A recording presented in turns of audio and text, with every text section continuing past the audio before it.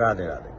मैं भी गंगा स्नान करके आया हूँ और जैसे ही गंगा स्नान करके आया तो मुझे संदेश मिला है कि संगम तट पर थोड़ी सी भगदड़ हुई है। मैं आप सबसे निवेदन करूंगा कि इस समय प्रयागराज में कुंभ में बहुत बड़ा जन सैलाब है।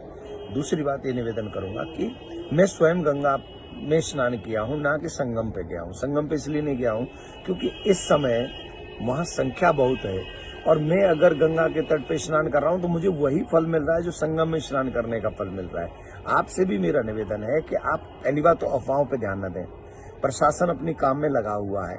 दूसरी बात आपसे एक रिक्वेस्ट है, बच्चे और बुजुर्ग आपके साथ में हैं तो आप गंगा के तट पे हैं, जमुना के तट पे हैं, आप जहां हैं अगर आप वहां ही स्नान कर लेंगे तो आपको वही फल मिलेगा जो फल संगम में स्नान करने का मिलता है। सच बताएं, अगर मन में भाव है और आप गंगा में स्नान कर रहे हैं तो त्रिवेणी में फल मिलेगा, त्रिवेणी स्नान का।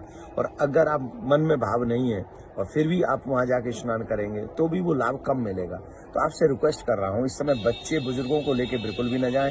शिविर में आप जहां हैं थोड़ी देर प्रतीक्षा करें, अभी आप रुकें और थोड़ा सा प्रतीक्षा करें क्योंकि रोड पे भी पब्लिक बहुत पब्लिक है। संगम तट पे तो है ही, रोड पे भी पूरे कुंभ में इतनी संख्या है, हमको लग रहा है पूरा विश्व यहाँ पर उतर आया है। तो आप सबसे हमारा निवेदन कि आपकी सावधानी इस कुंभ की, उस मेले की महत्व को और शोभा को बढ़ा देगी। तो वी केयरफुल। आप सब अपने परिवार के लिए प्रिय हैं, हमारे लिए प्रिय हैं। यहाँ एक एक सनातनी हमारे प्राण से ज्यादा प्रिय है। आप हमारे लिए बहुत प्रिय हैं। जितना आप अपने परिवार के लिए प्रिय हैं उतना ही आप मुझे प्रिय हैं। एवरी सनातनी मुझे बहुत प्रिय है। आपसे एक रिक्वेस्ट है, आप अपने घर का सबसे छोटा बालक समझ के मुझे मान लीजिए। अगर आपके मन में आज प्रयाग आने का मन है या कल आने का मन है तो प्लीज आप 5 तारीख के बाद का बना लीजिए। 5 तारीख के बाद का बना लीजिए, तब पब्लिक बहुत कम हो जाएगी और आपको आने में इजी रहेगा।